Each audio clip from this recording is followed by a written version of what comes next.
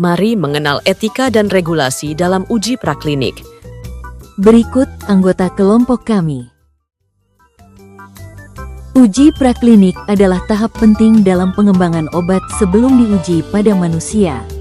Tujuannya untuk memastikan keamanan dan efektivitas senyawa dengan menggunakan hewan atau model biologis lain. Jadi, sebelum obat diuji ke manusia, harus lewat tahap uji praklinik di hewan dulu. Dalam proses ini ada prinsip etika penting yang disebut 3R. Pertama, replacement, artinya kalau bisa, hindari pakai hewan dan ganti dengan metode lain seperti kultur sel atau simulasi komputer. Kedua, reduction, gunakan hewan sesedikit mungkin tapi hasilnya tetap akurat. Terakhir, refinement, buat hewan lebih nyaman, misalnya pakai anestesi supaya tidak sakit atau stres.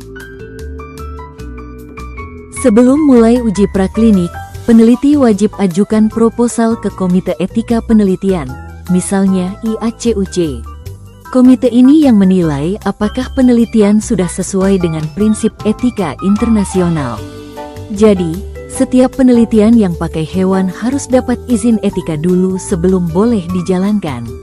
Tujuannya biar semua prosesnya aman, etis, dan bisa dipertanggungjawabkan. Selain etika, uji praklinik juga diatur oleh regulasi biar hasilnya valid dan diakui dunia. Pedoman pentingnya ada GLP, AICH, dan OECD yang ngatur cara uji dan standar internasional.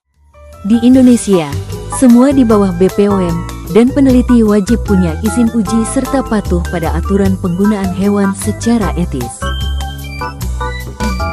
Jika penelitian tidak mematuhi etika dan regulasi, akan ada sanksi. Contohnya pencabutan izin penelitian, penarikan hasil dari publikasi, atau tuntutan hukum bila terjadi pelanggaran yang menyebabkan penderitaan pada hewan atau manusia. Kenapa etika dan regulasi penting dalam uji praklinik? Pertama, untuk menjaga kepercayaan publik. Kedua, untuk menjamin keamanan pasien. Dan ketiga, supaya data ilmiah valid dan diterima oleh BPOM, FDA, atau EMA. Sekarang kita lihat contoh studi kasus. Sebuah perusahaan farmasi sedang mengembangkan obat antihipertensi baru. Rencana uji prakliniknya menggunakan hewan tikus. Nah, langkah-langkah penelitiannya dilakukan dengan hati-hati. Pertama, mereka menyusun tujuan dan manfaat penelitian, supaya jelas apa yang ingin dicapai.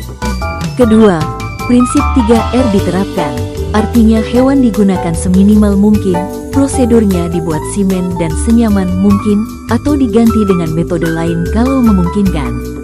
Ketiga, mereka menyiapkan rencana toksikologi dan farmakodinamik untuk memastikan obat aman dan bekerja sesuai yang diharapkan. Terakhir, seluruh rencana diajukan ke Komite Etika Hewan, IACUC, agar mendapat persetujuan sebelum penelitian dimulai. Ini semua untuk memastikan penelitian berjalan etis, aman, dan hasilnya dapat dipercaya.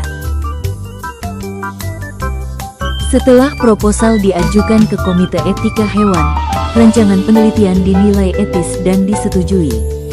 Jadi, penelitian bisa dilakukan dengan aman, bertanggung jawab, dan sesuai aturan yang berlaku.